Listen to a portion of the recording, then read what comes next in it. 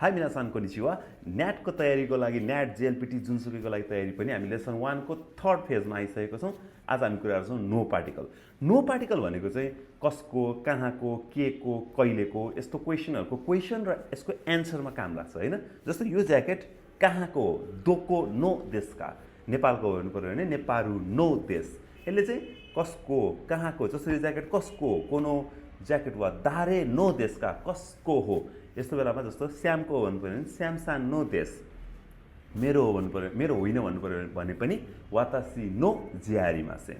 जस्तो यो तार चाहिँ कहिलेको, कहिले किनेको हो भन्नु पर्यो भने कोनो वायर वा इचु नो देशका, कहिलेको हो, किनौ नो देश। जस्तो यो चिया, कुनै पनि चिया खाँदैछ भने यो चिया कहिलेको, कोनो चिया वा इचु नो देशका, आसानो देश हैन।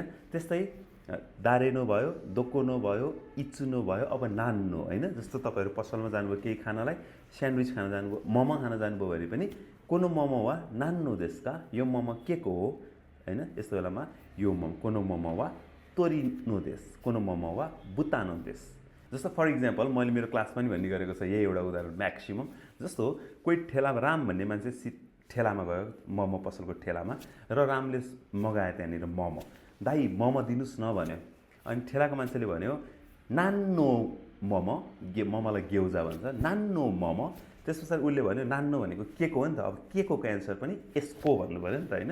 अब तोरिनो कुदासाई, तोरिनो दिनुस्।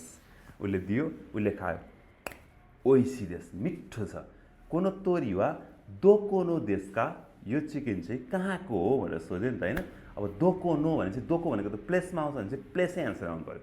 जस्तो कोनो तोरी वा दोलखानो देश। ओ त्यही त मिठो रहेछ, मिठो। दाइ यो ठेला चाहिँ दारेनो देशका, यो ठेला चाहिँ कसको हो, दारे भन्ने बित्तिकै के आयो, अब पर्सनको एन्सर आउनु पर्यो भने चाहिँ कोनो ठेला वा वातासिनो देश भन्यो उसले हैन। यो ठेला मेरो हो। अब मोमोसम्म खायो, घर गयो, मस्त सुत्यो, चिल्याक्स भयो, तर डाइरिया भयो। अब डाइरिया भएपछि फेरि त्यही ठेलामा गयो, दाइ हिजो खाएको मोमो त मलाई डाइरिया भयो। त्यो मोमो इचुनो देशिताका कहिलेको थियो हैन। इचुनो, अब इचु भने चाहिँ डेट र टाइममा एन्सर आउनु पर्यो। अब दाइले भन्नुहुन्छ होइन ताजा ताजा थियो, मात्र सेन्सिउनो देशिता, गत हप्ताको थियो। दोबारी गत गोजाइमास त